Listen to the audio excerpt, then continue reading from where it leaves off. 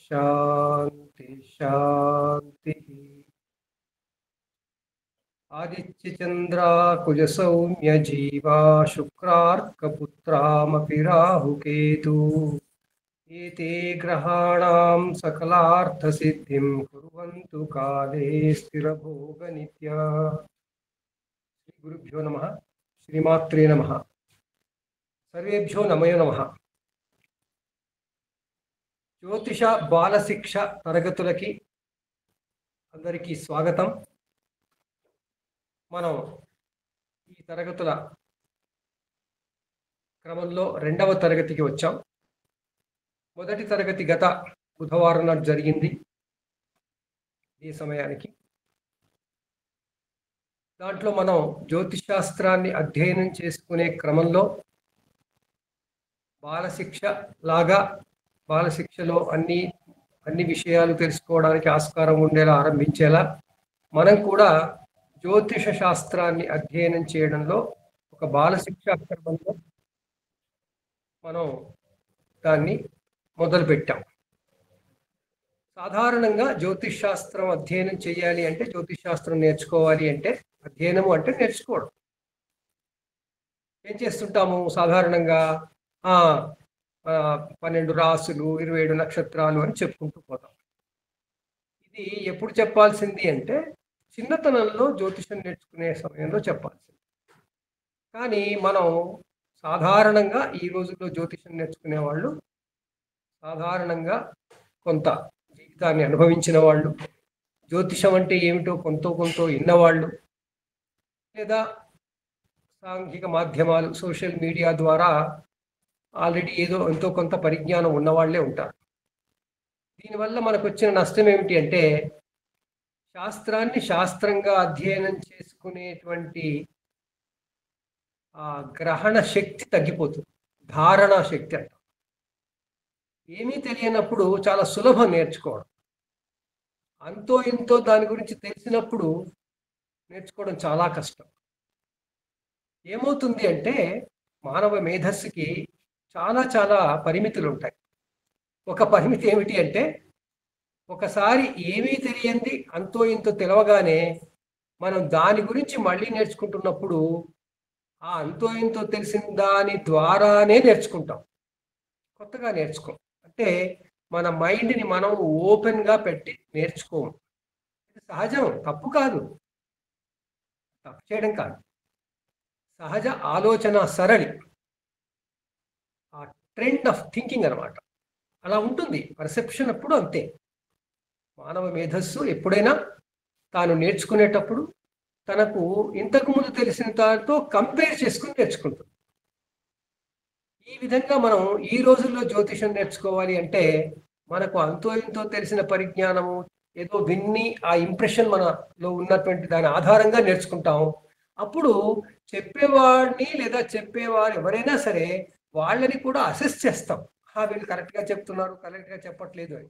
ఎలా చెప్తాం అది అంటే, మనకి ఇంతకుముందు తెలిసిన పరిజ్ఞానం ఆధారంగా అది కరెక్టే కదా, అలా చెప్పారు ఇలా చెప్పట్లేదే, అయినా అలా చెప్పారు ఇలా చెప్పట్లేదే, అలాంటి దాన్ని ఏమంటామంటే ప్రిజుడీస్ అంటాం.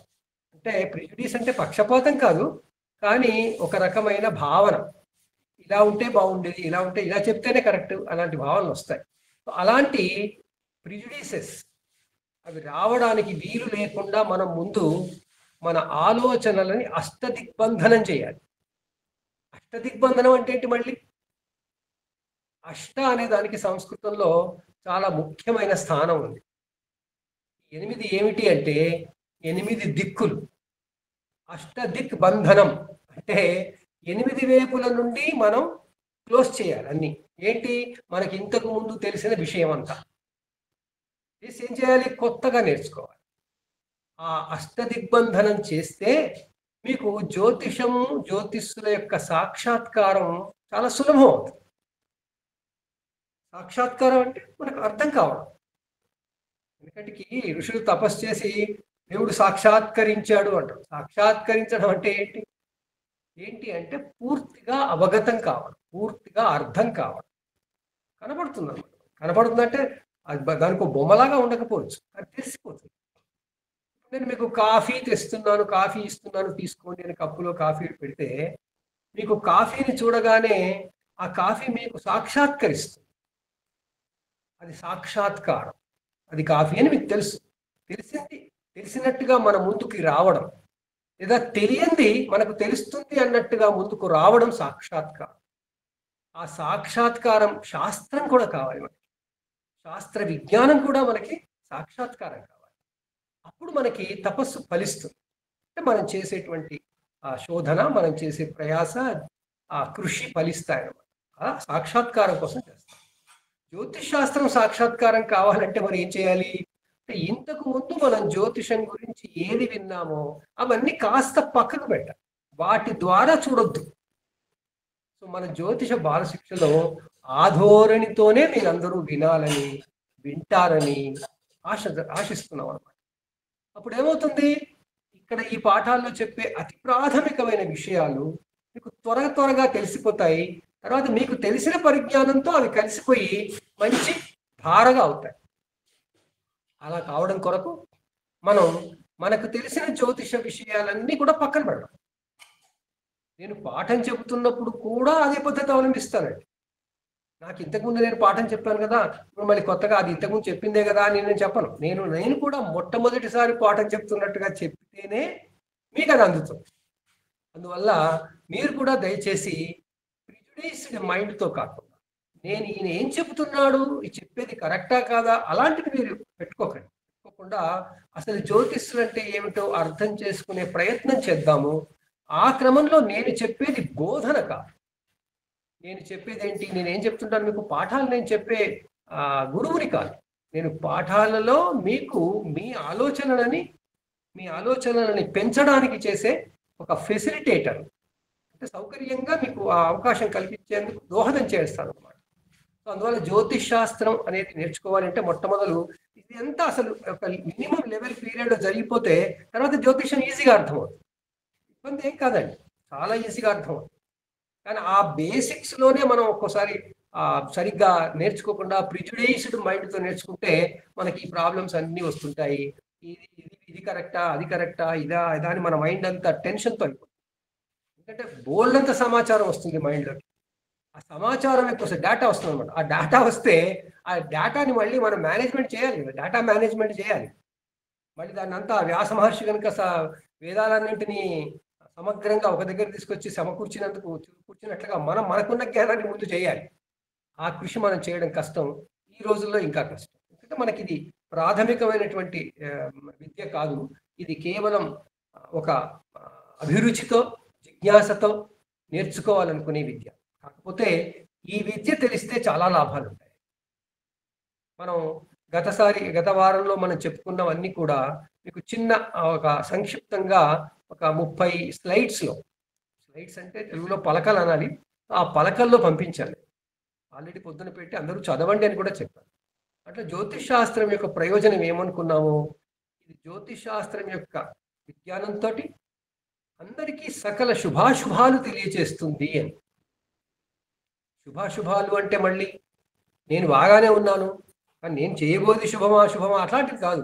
అసలు మనకు పుట్టినప్పటి నుంచి చనిపోయేంత వరకు జరిగే శుభాశుభాలన్నీ కూడా జ్యోతిష్ శాస్త్రం ద్వారా తెలిసే అవకాశం. సూచనా శాస్త్రం. ఇది నిర్ణాయక శాస్త్రం కాదు. ఇది భవిష్యత్తు చెప్పడం కాదు, భవిష్యత్తు సూచించడం. ఎలా సూచిస్తాము, ఏదో ఒక ఆధారం ఉండాలి. ఇప్పుడు మనం ఒక బస్ స్టాండ్కి వెళ్తాం, బస్సు ఎక్కుతాం. హైదరాబాద్ నుంచి విజయవాడ వెళ్ళడానికి బస్సు ఎక్కాం అనుకుందాం. హైదరాబాద్లో బస్సు ఎక్కగానే ఫ్రెండ్కి ఫోన్ చేసి, విజయవాడలో ఉన్న ఫ్రెండ్కి ఫోన్ చేసి, నేను ఇప్పుడే బస్సు ఎక్కాను, నేను ఎంతసేపట్లో వస్తానంటే 4 గంటల్లో వస్తానని చెప్తాం కదా. ఈ 4 గంటలనే సమాచారం ఎలా వచ్చింది మనకి? ఎలా వచ్చింది అంటే మనకు ఎవరో చెప్పారు హైదరాబాద్ నుంచి విజయవాడ వెళ్ళడానికి 4 గంటల సమయం పడుతుందని.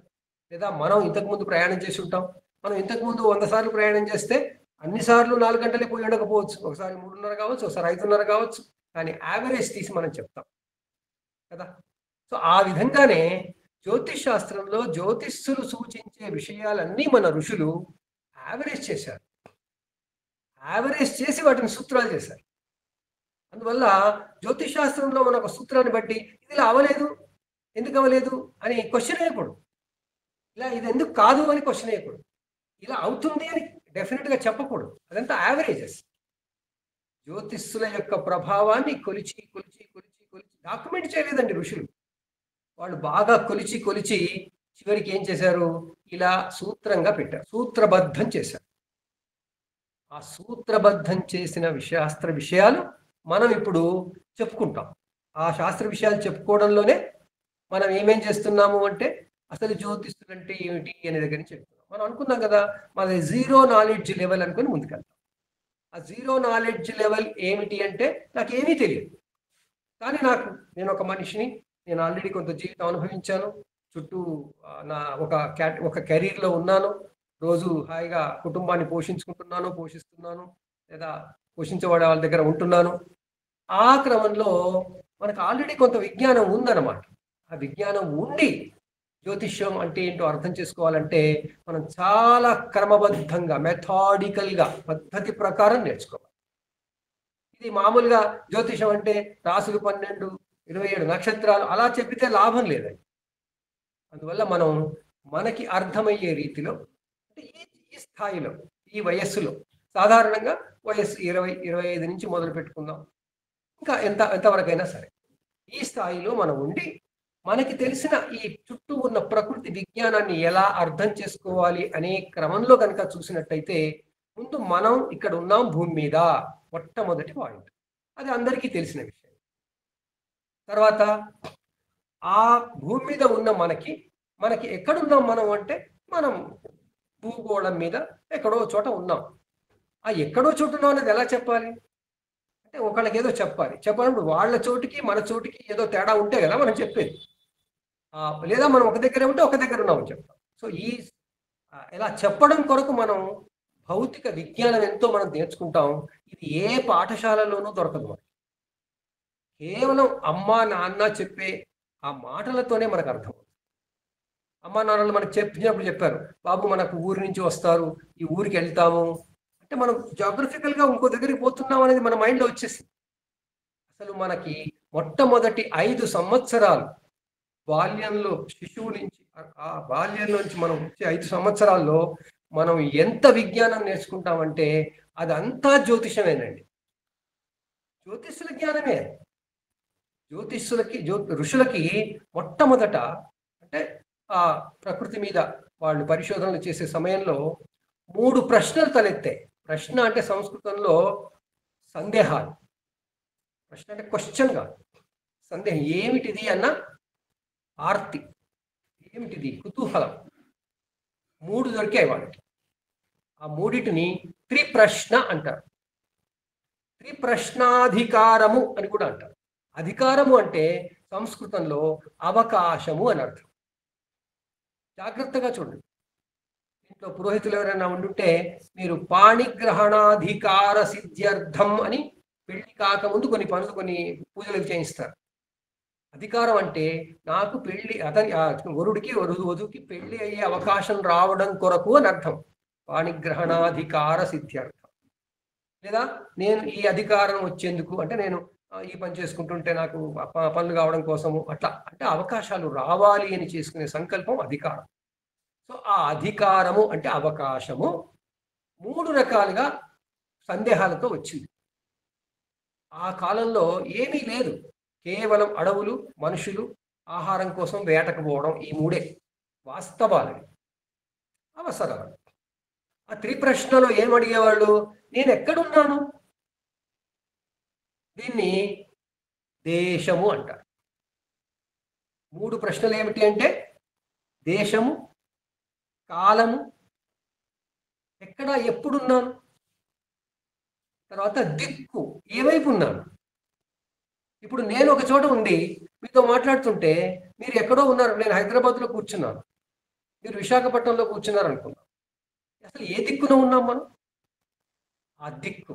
సో దిక్కు, దేశ, కాల అంటారు. దిక్కు, దేశము, కాలము, ఈ 3టికి అర్థం కావడం కోసం మనిషి మొట్టమొదటి తన బుద్ధిని ఉపయోగించాడు. బాగా అర్థం చేసుకోండి. ఇదంతా ఈనాటి కామన్ సెన్స్ తో కాదు. అసలు కామన్ సెన్సే లేనప్పుడు, కామన్ సెన్స్ పుట్టడానికి మనిషి ఏం చేశాడు, కామన్ సెన్స్ అనేది ఎస్టాబ్లిష్ కావడానికి ఎన్నేళ్ళు తపస్సు చేశాడో అది మానవుడు.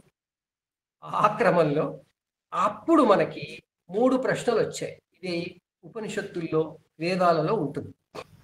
దేవుళ్ళు ఉండరండి వేదాల్లో, ఇలాంటివే ఉంటాయన్ని. త్రిప్రశ్నాధికారము అంటారు. సో దిక్కు, దేశము, కాలం. చూడండి ఎంత లోతైన విషయం ఇది. నేను ఎక్కడున్నాను, ఇప్పుడు ఏమిటి, ఎంత సమయం అయింది, నేను ఏ దిక్కున ఉన్నాను. సో ఆ దిక్కు, దేశ, కాలములు అనేటువంటి 3 ప్రశ్నలు ఉద్భవించిన ఆ కాలంలో మనిషి వాటిని సమాధానం తెలుసుకోవడానికి బాగా ప్రయత్నం చేశాడు. అప్పుడు ఆ మనిషికి అర్థమైంది ఏంటంటే, తాను ఎక్కడుంటాడో అది ఒకటి, ఇంకా వేరొకటి ఏదో వేరే కూడా ఉంటుంది అని, అది తనకు ఎటువైపు ఉంటుందని, అది ఏ సమయంలో ఉంటుందని. ఈ 3 చాలా చాలా బేసిక్ క్వశ్చన్స్, బేసిక్ కాన్సెప్ట్స్. ఇవి లేకుంటే మనిషి అనే పరిజ్ఞానమే లేదు, మనిషికి ఉన్న పరిజ్ఞానమే లేదు, జ్ఞానమే లేదు.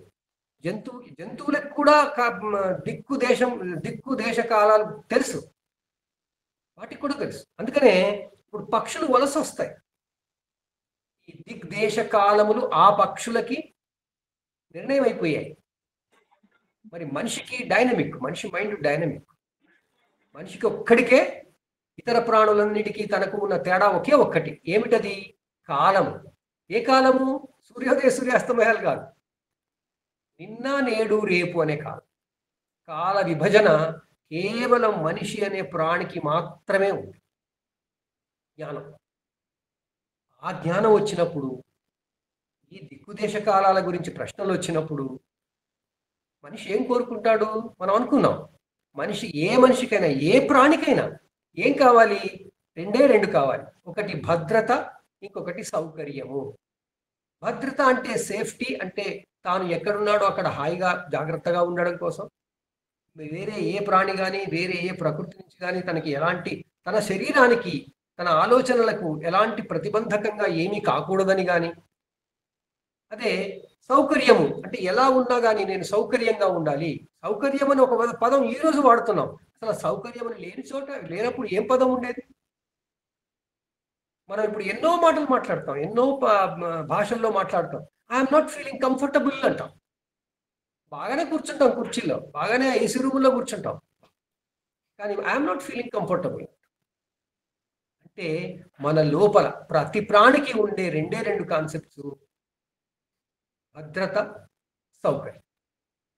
ఈ 2 కాన్సెప్ట్స్ బేసిస్ మీద 3 ప్రశ్నల మీద మొత్తం జ్ఞానం, మానవుడు అభివృద్ధి చేసుకున్న జ్ఞానం వృద్ధి చెందింది. అందుకే ఇవి చాలా మూలమైన ప్రశ్న. ఆ ప్రశ్నల ప్రకారం దిక్కు, దేశము, కాలము అన్నప్పుడు దిక్కు అనేది ఎలా నిర్ణయం అయింది? ఆ దిక్కు అనే పదానికి అర్థం పక్కన పెట్టండి, అసలు దిక్కు అనే కాన్సెప్ట్ ఎలా నిర్ణయం అయిందంటే, మనిషికి ప్రతిరోజు ఒకే దిక్కు నుండి, ఒకే వైపు నుండి ఒక పెద్ద వెలుగు పొద్దున్నే వస్తుంది. పొద్దునని ఇప్పుడు అంటున్నాం, అప్పుడు ఏం తెలియదు. చీకటి పోయిన తర్వాత రావడం మొదలుపెట్టింది. దాంతో భయం పోయింది, దాంతో అన్నీ కనపడ్డాయి, కంఫర్ట్ వచ్చింది. ఆ కంఫర్ట్ రాగానే ఈ వెలుగు వచ్చింది కాబట్టి ఈ వెలుగులే నాకు కంఫర్ట్ ఇస్తున్నాయి అని సిద్ధాంతం అయిపోయింది. ఎన్నో ఏళ్ళు తపస్సు చేస్తే కానీ అర్థం కాలేదు.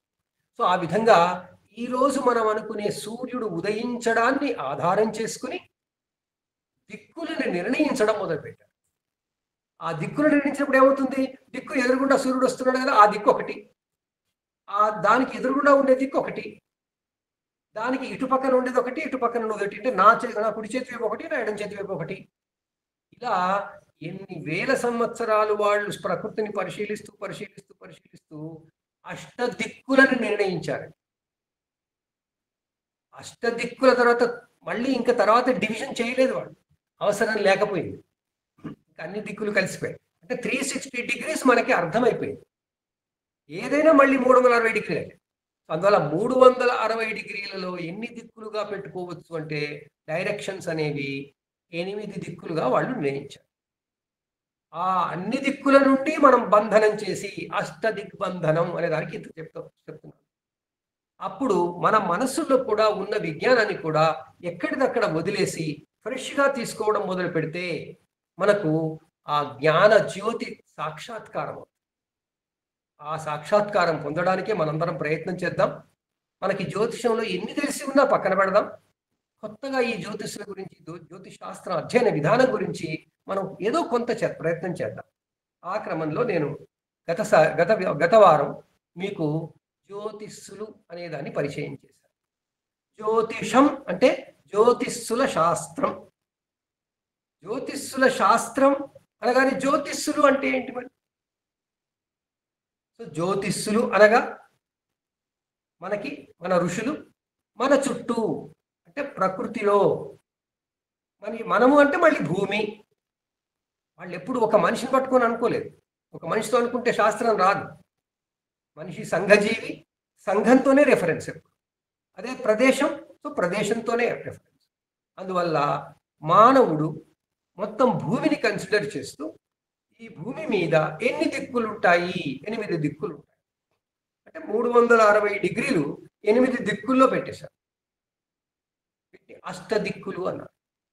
కానీ 360 డిగ్రీలు మొత్తం కలుసుకుందా అంటే కలుసుకోలేదు. ఇంకా ఉన్నాయి, దిశలు ఉన్నాయి, ఇంకా ఏదో కొన్ని ఎక్స్ట్రా ఉన్నాయి. అప్పుడు వాళ్ళు మన పక్కన మన హారిజాంటల్ గా మనకి 8 దిక్కులు ఉంటే పైన ఒకటి కింద ఒకటి కూడా ఉండాలి కదా అని దిశలు అన్నారు. అష్ట దిక్కులు, దిశలు అన్నారు. మళ్ళీ అది దిక్కు లాంటిదే, కానీ అది పై భాగము, కింది భాగము, పక్క భాగము అనేటువంటి దాంట్లో పోయినప్పుడు అది వస్తుంది. సో ఈ విధంగా మనకి ఎంతో శాస్త్రీయంగా మనకున్న ఈనాటి చాలా కామన్ సెన్స్ అంతా కూడా డెవలప్ అయ్యే టైంలో మన ఋషులు మనకి కంఫర్ట్, మనకి అదేమంటాం, భద్రత, సౌకర్యము, ఈ రెండు కూడా జ్యోతిష్యుల ద్వారా లభిస్తున్నాయి అని ముందు నిర్ధారించుకున్నారు. ఈ జ్యోతిష్యులు ఎలా గుర్తుపట్టడం? జ్యోతిష్యులు అంటే ఏమిటి అసలు? ఇవన్నీ ఏదో చేస్తున్నాయి, వెలుగులు వస్తున్నాయి. ఈ వెలుగులు ఏమిటి, ఎన్ని రకాలు ఉన్నాయి, అది కూడా అబ్జర్వ్ చేసినప్పుడు వాళ్ళు గమనించింది ఏంటంటే, వాళ్లకు కనిపించే తీరులో వాళ్ళు తపస్సు చేశారు కాబట్టి వాళ్ళకి దర్శించిందంతా కూడా దాంట్లో ఏమనుకున్నారు, 3 రకాలుగా ఉన్నాయనుకున్నారు. ఎందుకంటే ఆకాశం వైపు చూస్తుంటే కొన్ని తిరుగుతూ కనపడ్డాయి. అంటే మామూలుగా ఈ రోజు కనిపించింది, మళ్ళీ రేపు కనిపించలేదు, అక్కడ ఇంకాస్త ముందుకో వెనక్కో కనపడింది. సో అందువల్ల అది తిరుగుతుంది అని నిర్ధారణ చేసుకున్నారు. లేదు అలా ఎక్కడిదక్కడ ఆ సమయానికి మళ్ళీ అదే కనపడితే అది అక్కడే ఉంది అనుకున్నారు. కానీ రేపు కాకుండా మళ్ళీ కొన్నాళ్ళకి చూస్తే అది ఉంది, కానీ ఇంకో వైపు కనపడుతుంది, అది తిరగడం లేదేమో అనుకున్నారు. అలా మనకి తిరిగే మన కనులకి కదులుతున్నట్టుగా తిరిగేటువంటి వెలుగులు, మన కనులకి కదలకుండా ఉన్నట్టుగా కనిపించేటువంటి కొన్ని వెలుగు, వాటికి స్థిర జ్యోతిష్యులు, చర జ్యోతిష్యులు అనుకున్నారు. ఈ పదాలు జ్యోతిష్ శాస్త్రం పుస్తకాల్లో ఎక్కడ మీకు ఉండవండి. ఇది కేవలం మనం అర్థం చేసుకోవడానికి మనం చెప్పుకునే పదాలే.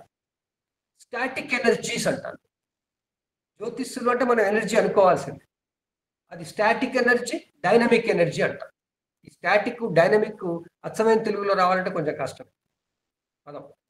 సో ఈ విధంగా మనకి చర జ్యోతిష్యులు, స్థిర జ్యోతిష్యులు అనుకున్నప్పుడు స్థిరంగా ఉన్నట్టుగా మనకు అనిపించేటువంటి వెలుగులన్నీ కూడా ఎన్ని రకాలుగా ఉన్నాయో మళ్ళీ గమనించారు. అన్ని బోల్డన్ని చిన్న చిన్నవి కనపడుతున్నాయి. ఆకాశమేమో చాలా పెద్దది. పొద్దున్నే లేచి చూస్తే సూర్యుడు ఉదయించే ముందు, ఎందుకంటే అది ప్రాపర్ టైం, ఆ తర్వాత సూర్యుడు వచ్చేస్తాడు, మళ్ళీ ఆకాశం కనపడదు. అందుకోసం రోజు పొద్దున్నే ఆ సమయానికే లేవాలి, ఏదో ఒక నిర్ణీత సమయానికి లేవాలి, సూర్యుడు వచ్చే ముందే. ఎందుకంటే సూర్యుడు వచ్చే ముందు వస్తున్నాడు అని ఖచ్చితంగా తెలుస్తుంది. ఈ ప్రకృతిలో ఏదైనా ఖచ్చితంగా జరుగుతుంది అంటే అదొక్కటే. అందువల్ల ఆ ఒక్కదాన్నే మన ఋషులు నమ్మారు.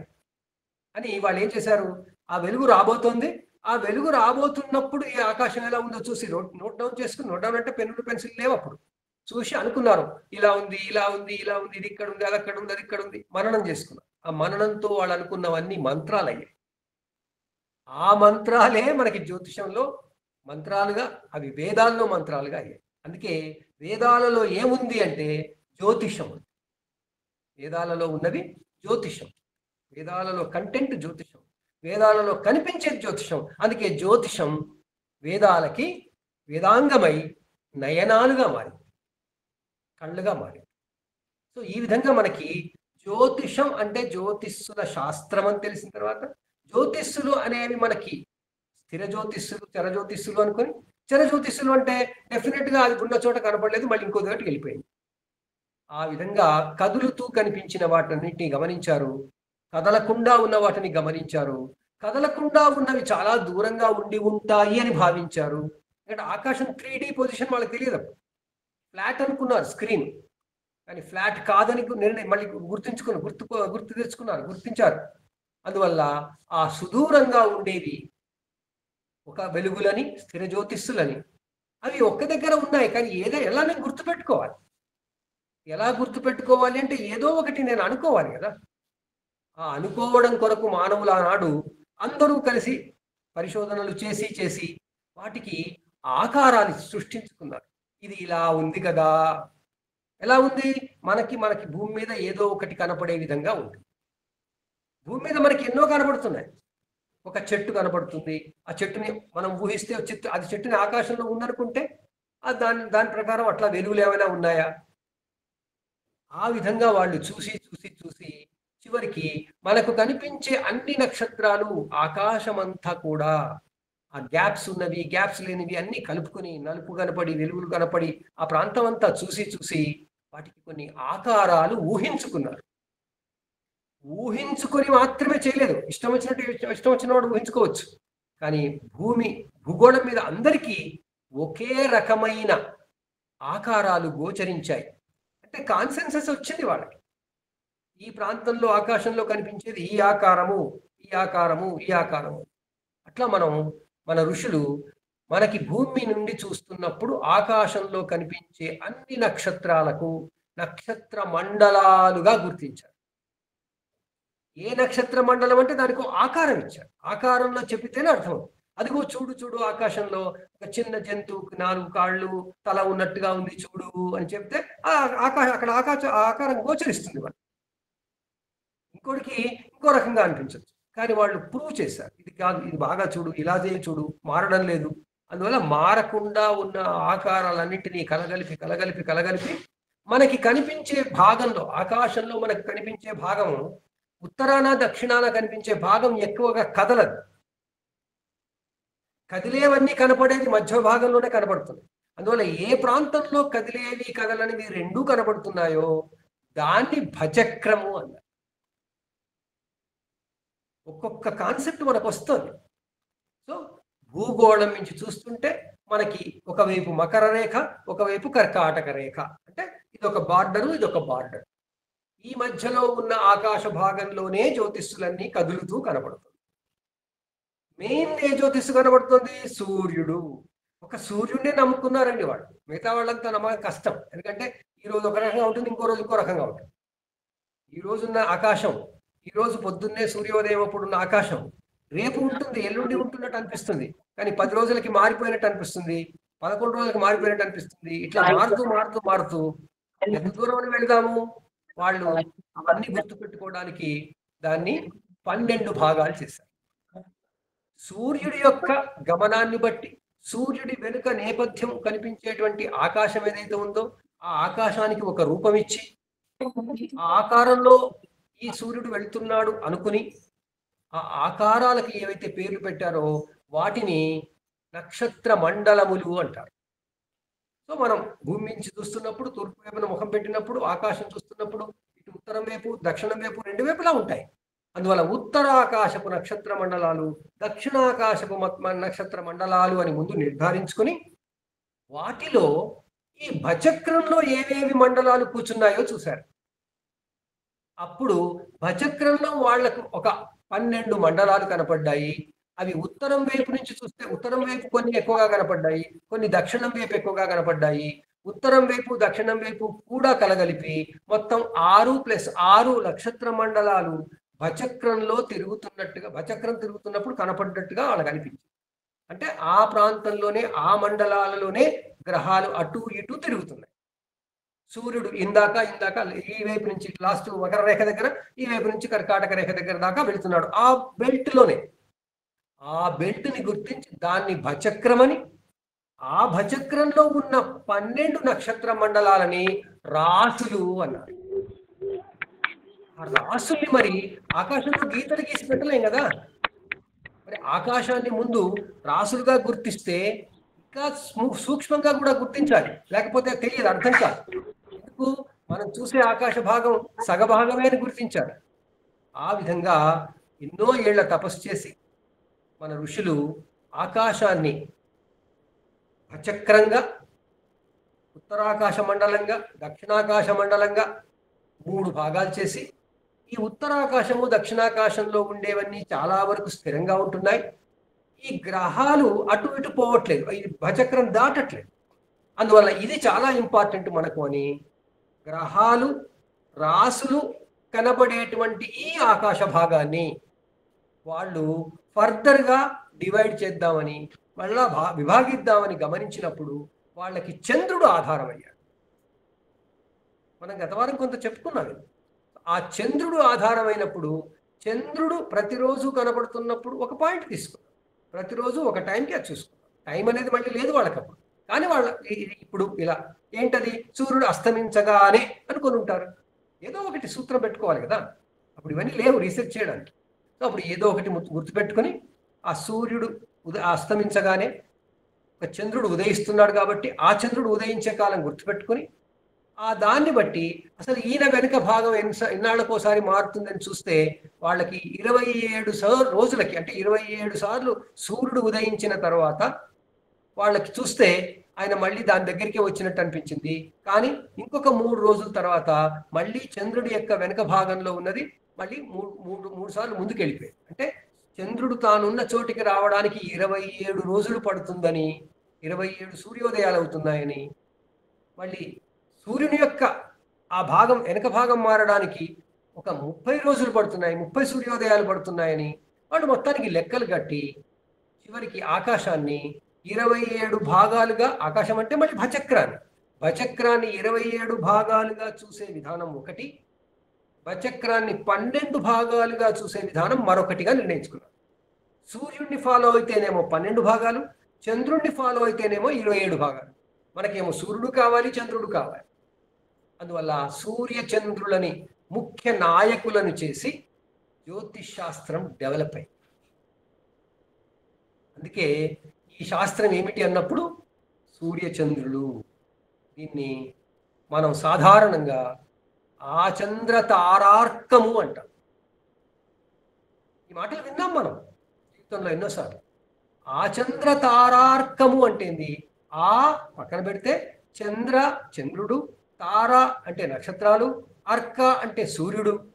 చంద్రుడు, నక్షత్రాలు, సూర్యుడు ఉన్నంత కాలం అని చెప్పడానికి ఆచంద్ర తారార్కము అంటాం. చూడండి ఎలా పదాలు పుట్టుకొచ్చాయి, ఎంత రీసెర్చ్ అయింది ఇదంతా. ఆ విధంగా మనకి ఈ ప్రత్యక్ష శాస్త్రంగా అన్ని శాస్త్రాల్లోకెల్లా మొట్టమొదటి శాస్త్రం జ్యోతిష శాస్త్రం వచ్చింది. మొట్టమొదటిది ఎలా అయింది అంటే అదే అవుతుంది, న్యాచురల్ కదా. అసలు మనిషి ప్రకృతిని అబ్జర్వ్ చేసే, పరిశీలించే అవకాశమే జ్యోతిష్ శాస్త్రంతో వచ్చింది, లేకపోతే రాదు కదా. మొట్టమొదటి కెమిస్ట్రీ పుట్టిందని ఇది లేదు, ఇదంతా పుట్టిన తర్వాత కెమిస్ట్రీ పుట్టింది. ఆ విధంగా మనకి మొట్టమొదటి శాస్త్రం జ్యోతిష శాస్త్రమే. దీని కారణంగానే మళ్ళీ శాస్త్రాలన్నీ పుట్టుకొచ్చాయి. ఇది మాతృశాస్త్రం అసలు. అందువల్ల ద సైన్స్ ఆఫ్ సైన్సెస్ అనాలి. సూపర్ ఫిజిక్స్, విశ్వభౌతిక శాస్త్రం. సో ఆ శాస్త్రంలో మనకి ముందు ఆకాశాన్ని ఎన్ని భాగాలుగా చేసి చూసుకోవాలి అనేది ఫస్ట్ డిసైడ్ అయింది. 27 భాగాలుగా ఒక విధానం, 12 భాగాలుగా ఒక విధానం. మరి రెండు కలగలిపి చూసుకోవాలి కదా. అందువల్ల ఈ 27ని 12లో కూర్చోబెట్టాలి కదా. అంటే 27నే మనం విభజించాలి. ఇంకా 27ని 12లో కూర్చోబెట్టడానికి వెళితే 12 2 24, 2 కూర్చుంటాయి, ఇంకో 3 మిగిలిపోతాయి. ఎట్లా మరి? పోనీ ఈ 27 భాగాల్ని 54 భాగాలు చేద్దామా? 54 భాగాలు చేస్తే మళ్ళీ 12లో కూర్చోబెట్టాలంటే మళ్ళీ 6 భాగాలు మిగిలిపోతాయి. ఇట్లా వాళ్ళు కష్టపడి ఈ 27ని 108 భాగాలు చేస్తే అప్పుడు 12లో కూర్చోవడానికి ఈక్వేషన్ వస్తుంది. 12లో 9 వస్తాయి, లేకపోతే రావు. అందువల్ల 27ని ఒక్కొక్క దాన్ని 9 భాగాలు చేసి, ఒక్కొక్క దాన్ని 4 భాగాలు చేసి, మొత్తం 108 భాగాలు చేసి 12కి 9 అప్పచెప్పారు. అప్పుడు ఆకాశ భాగం అంతా కూడా ఒక్కొక్క రాశిలో 9 పాదాలతో ఉండిపోయింది. 9 పాదాల నక్షత్ర పాదాలతో, ఆ 9 పాదాలవి నక్షత్రాలైతే 27 నక్షత్రాలతో ఈ 12 రాసులు ఉండిపోయాయి. అలా మనకి ఒక స్ట్రక్చర్ వచ్చింది. ఇదంతా స్ట్రక్చరే, అక్కడ ఏది లేదు. మనకు కనిపించే ఆకాశాన్ని మనం భాగాలు చేశాం. ఎందుకు చేశాం? స్టడీ కోసం. ఆ స్టడీ కోసం చేసినటువంటి భాగాలే మొట్టమొదటి సాధనమైంది, జ్యోతిష శాస్త్ర సాధనమైంది. దాన్నే మనం రాశి చక్రము అంటాం. దీంట్లో ఏ జ్యోతిష్యులు ఉన్నాయి? నక్షత్రాలు ఉన్నాయి, మనకు కనపడే నక్షత్ర మండలాలు ఉన్నాయి. అందువల్ల ఈ రెండు కదలకుండా ఉంటున్నాయి కాబట్టి వీటిని స్థిర జ్యోతిష్యులు అన్నారు. 27 నక్షత్రాలకి పేర్లు పెట్టాలంటే ఏం చేద్దాము?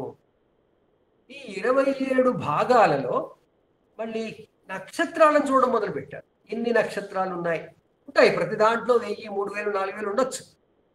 అవన్నీ లెక్క పెట్టుకుంటూ వాటి పేర్లు ఏదైనా పెడదాం. అందువల్ల ఆ నక్షత్ర భాగంలో వాళ్ళకి కొన్ని నక్షత్రాలు చాలా వెలుగుతో ఉన్నట్టుగా కాంతివంతంగా కనపడ్డాయి. వాటి పరిశోధన చేశారు. వాటి కారణంగా నాకేమవుతుంది గమనించారు. అవి ఉదయిస్తున్నప్పుడు ఏమవుతుంది, అవి ఫలాన్ చోట ఉంటే ఏమవుతుంది, అక్కడ ఉంటే ఏమవుతుంది, ఇక్కడ ఉంటే ఏమవుతుంది అని చూసి చూసి చూసి చూసి ఆ నక్షత్రాలకి తమ జీవితంలో జరుగుతున్న అనుభవాల ఆధారంగా వాటికి పేర్లు పెట్టారు.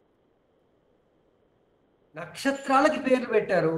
ఆ తర్వాత జ్యోతిష శాస్త్రంలో తీసుకున్న నక్షత్ర భాగానికి కూడా ఆ పేరే ఒక పేరు పెట్టారు. ఇప్పుడు మీకు తెలిసే ఉంటుంది, జ్యోతిష శాస్త్రంలో నక్షత్రము అనగా 2 అర్థాలు వస్తాయి.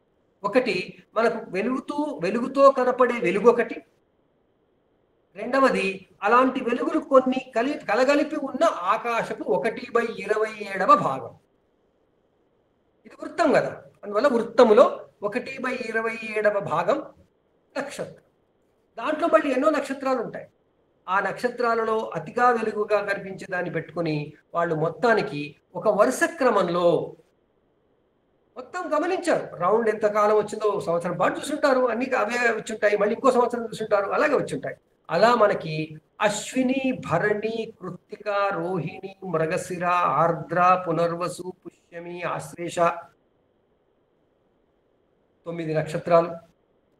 మఖ, పుబ్బ లేదా పూర్వ ఫల్గుని, ఉత్తర లేదా ఉత్తర ఫల్గుని, హస్త, చిత్త, స్వాతి, విశాఖ, అనురాధ, జ్యేష్ఠ మళ్ళీ ఇంకో 9 నక్షత్రాలు.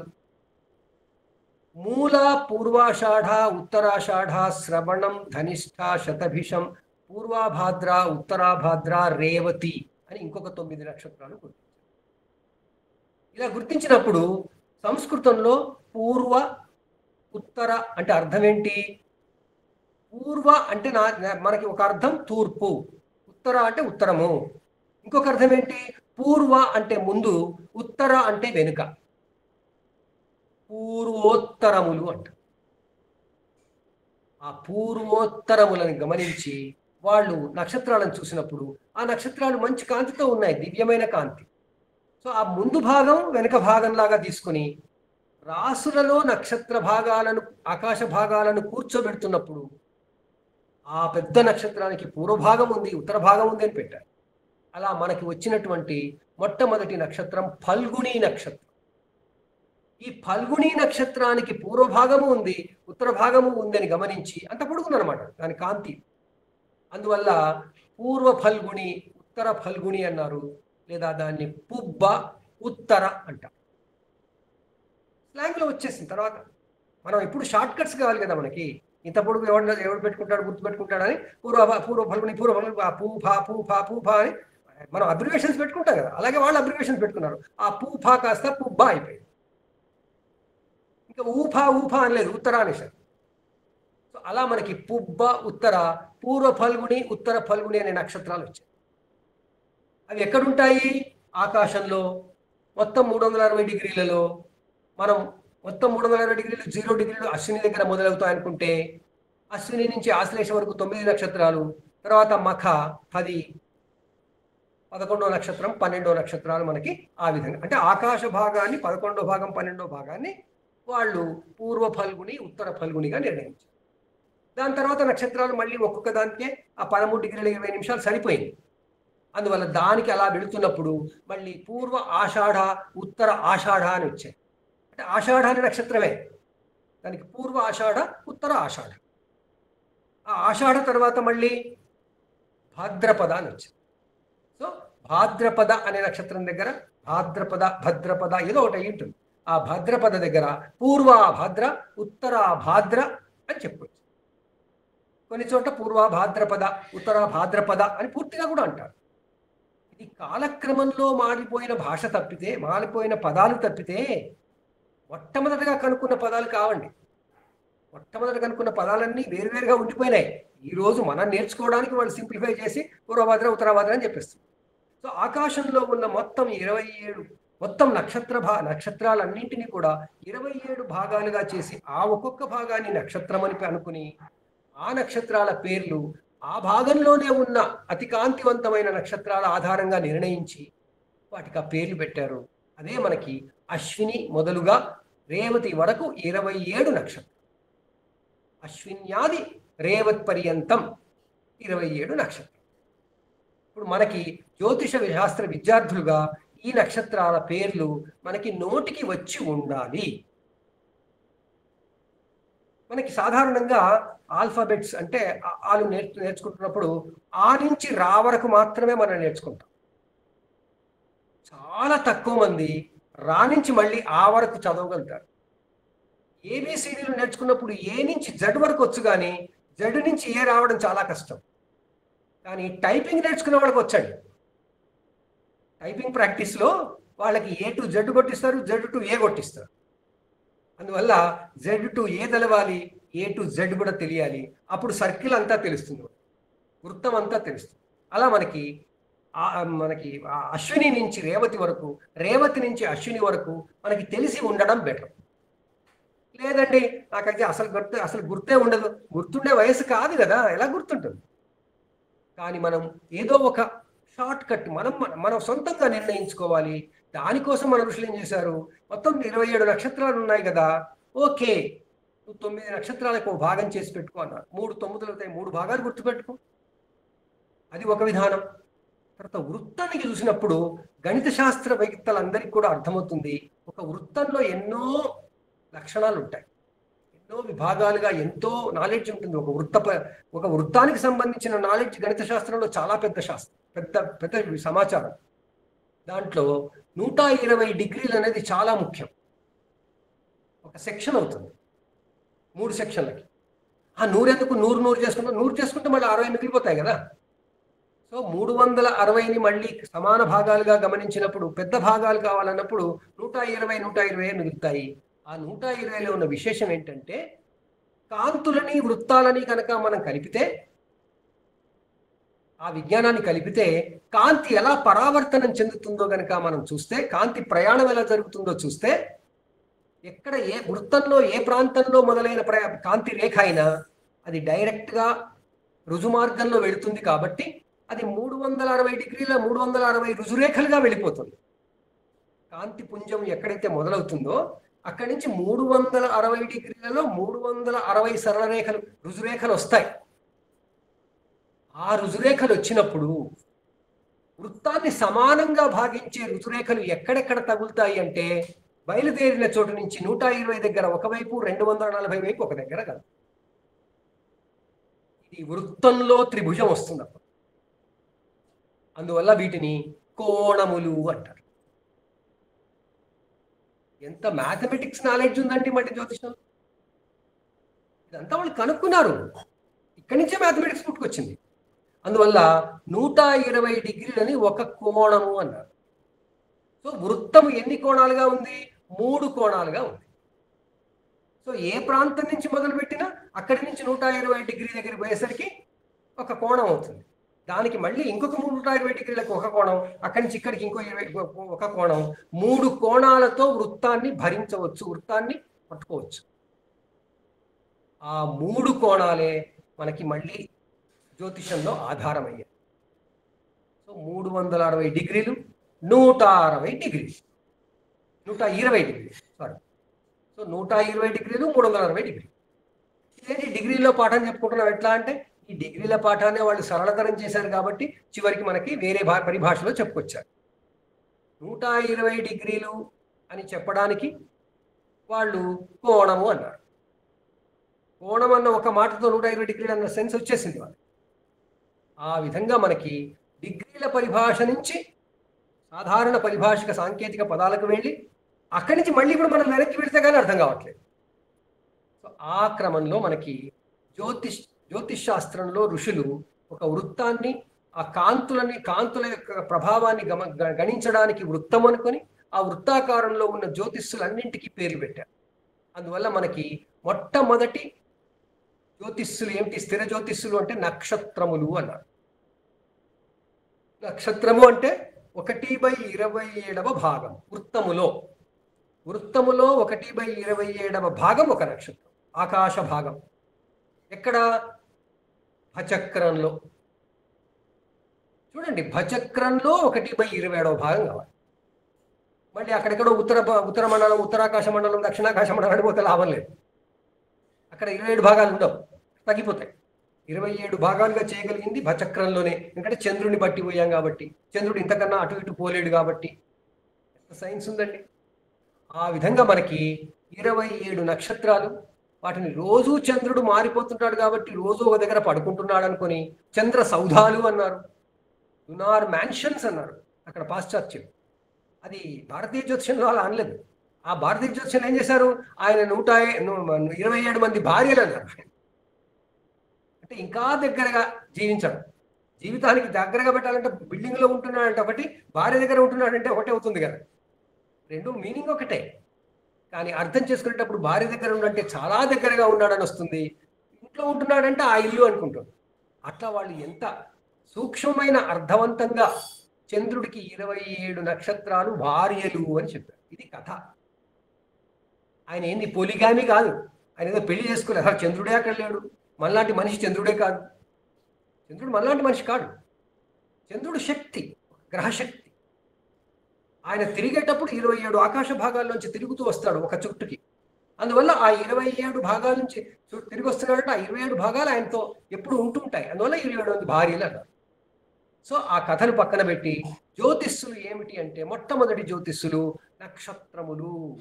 అవి 27 నక్షత్రాలు. 27 ఉన్నాయా ఆకాశంలో అంటారు అనామకులు, అజ్ఞానులు.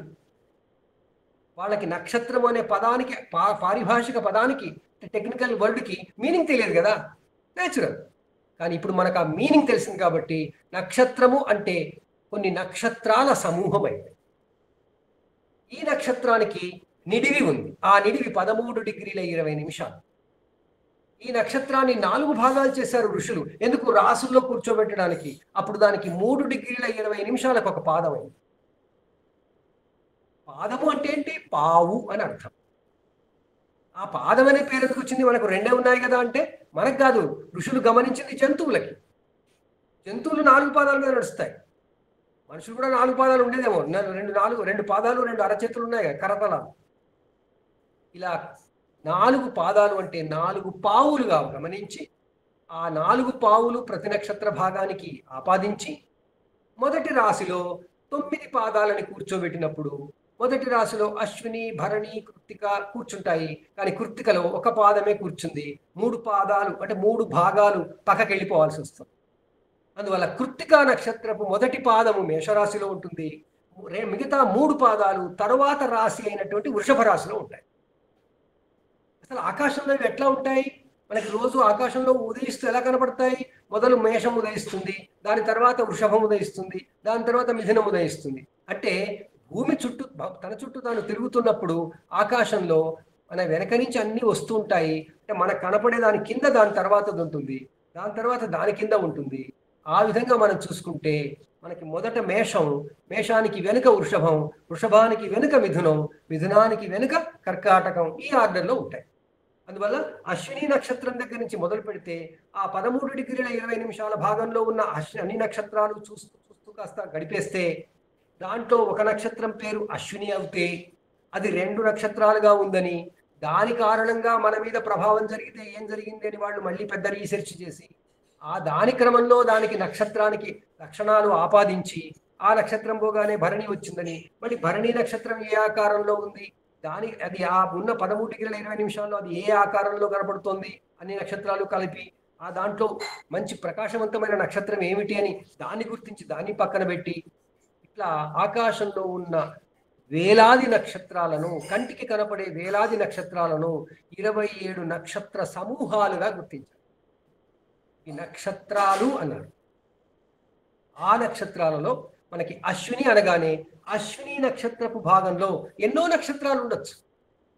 ఆ నక్షత్రాలేమో మనకు కనపడే వెలుగులు, ఈ నక్షత్రమేమో కనపడే వెలుగుల సముదాయం.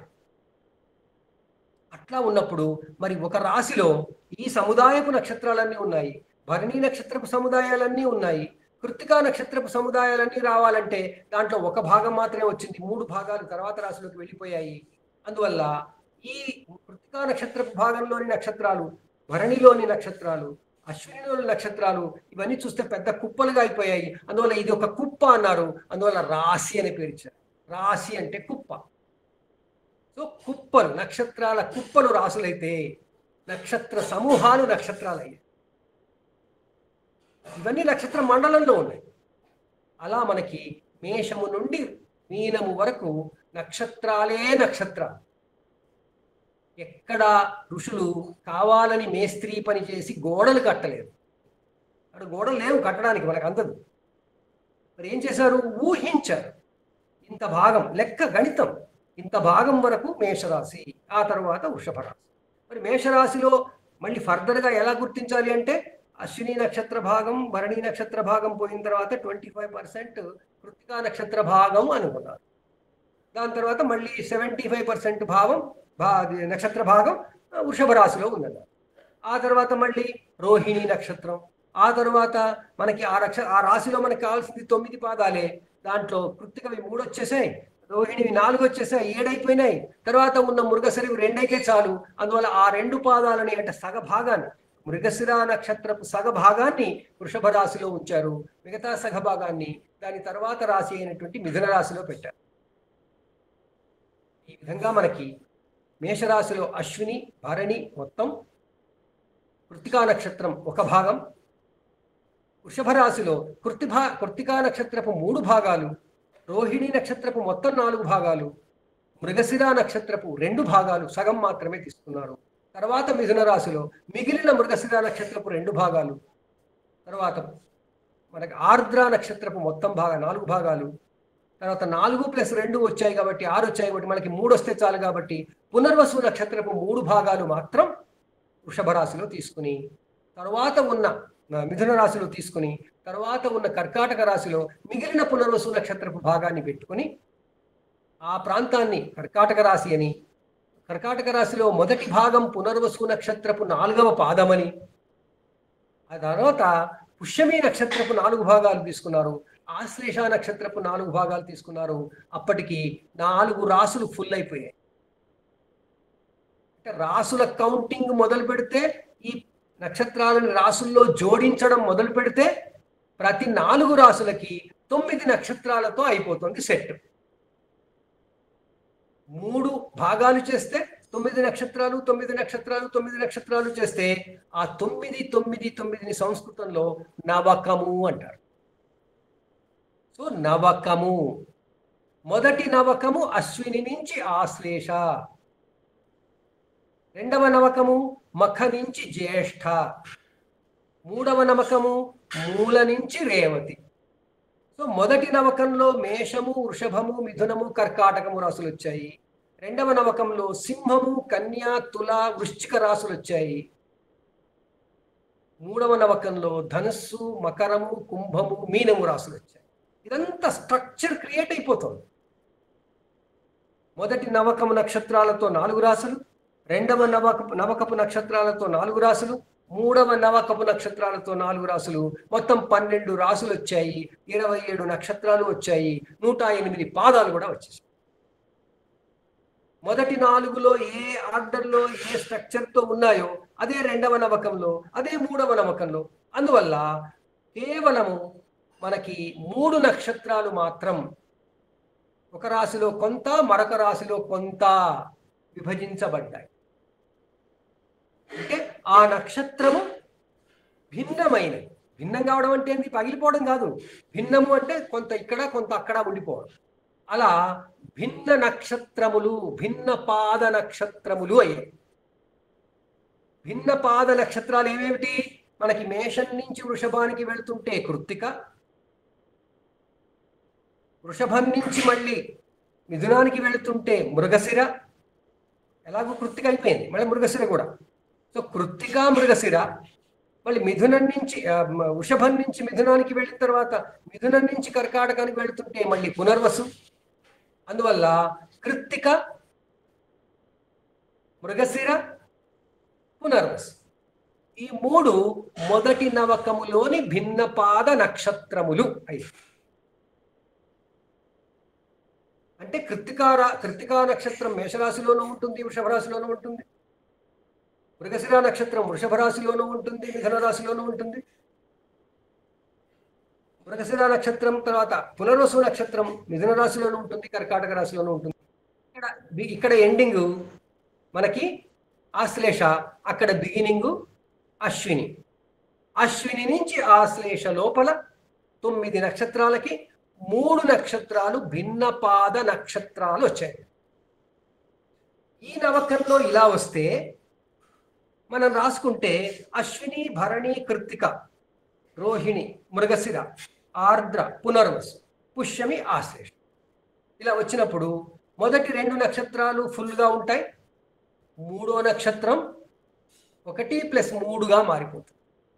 డిస్ట్రిబ్యూషన్ ఎలా అవుతుంది? 1+3, ఒక పాదం ఒక దాంట్లో, 3 పాదాలు మరొక దాంట్లో. సో ఒక పాదము ఒక దాంట్లో ఉంటుంది కాబట్టి ఆ రాశిలో అది మొట్టమొదలు ఏకపాదం అవుతుంది. సో ఏకపాద నక్షత్రాలు ఏమిటి అన్నప్పుడు కృత్తికా నక్షత్రం వస్తుంది. ఎందుకు? దాని మొట్టమొదటి పాదం ఒకటే ఒక రాశిలో ఉంటుంది, మిగిలిన 3 పాదాలు ఇంకో దాట. అంటే 1+3. మృగశిర ఏమవుతుంది? 2 ఇక్కడ అవుతుంది, 2 తర్వాత అవుతుంది. అందువల్ల దాన్ని ద్విపాద నక్షత్రములు అంటే 2 పాదాలు మొదటి దాంట్లో ఉంటాయి, మిగతా 2 పాదాలు దాంట్లో. పునర్వసు దగ్గరికి వచ్చేసరికి దాన్ని త్రిపాద నక్షత్రాలు. ఎందుకు? 3 పాదాలు ముందు దాంట్లో ఉంటాయి, ఒక పాదం తర్వాత దాంట్లో. మ్యాథమెటిక్స్ వచ్చిన వాళ్ళు ఇప్పుడు మీరు ఆలోచించండి. 1+3, 2+2, 3+1 తర్వాత మళ్ళీ 120 డిగ్రీస్ లేదా 9 నక్షత్రాలు వస్తాయి, లేదా 4 రాశులు వస్తాయి. సో రాశి చక్రము లేదా భచక్రాన్ని మన ఋషులు ఎంత సూక్ష్మంగా విభాగించి, అంత సూక్ష్మంగా దాని ఫలితాలు మనం పొందడానికి మనకి సాధనం ఇచ్చారు. మొదటి నవకంలో 3 భిన్నపాద నక్షత్రాలు కృత్తిక, మృగశిర, పునర్వసు. కృత్తికదేమో 1+3 కేటగిరీ, మృగశిరదేమో 2+2 కేటగిరీ, తర్వాత పునర్వసుదేమో 3+1 కేటగిరీ. మరి ఇలా అయినప్పుడు మఖ నుంచి మొదలు పెడితే మఖ, పుబ్బ 2 కూడా మళ్ళీ 100% దాంట్లో ఉంటాయి. ఉత్తర మాత్రం 1+3 అవుతుంది. అక్కడ కృత్తిక అయినట్టు 2వ నవకంలో ఉత్తర నక్షత్రం, ఉత్తర ఫల్గుణి నక్షత్రం అవుతుంది. దాని తర్వాత హస్త మళ్ళీ ఇక్కడ ఫుల్గా ఉంటుంది. తర్వాత చిత్తా నక్షత్రం ఇక్కడ 2 అక్కడ 2 అవుతుంది. తర్వాత మళ్ళీ స్వాతి నక్షత్రం మొత్తం తులలో ఉంటుంది. మళ్ళీ విశాఖ 3-1 రేషియోలో మళ్ళీ తులారాశిలో 3 పాదాలు, తర్వాత వృశ్చిక రాశిలో 1 పాదం ఉంటుంది. అంటే అక్కడ కృత్తిక, మృగశిర, పునర్వసు అయినట్టు నెక్స్ట్ లెవెల్లో ఏమయ్యాయి? ఉత్తర, చిత్త, విశాఖ అయ్యాయి.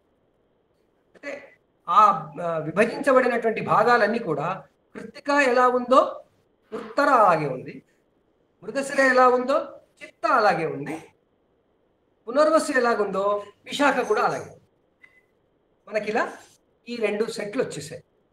మళ్ళీ 3వ నవకానికి వెళ్ళేసరికి మూలా నక్షత్రంతో మొదలవుతుంది. మూల, పూర్వాషాఢ మొత్తం ధనురాశిలో ఉంటాయి.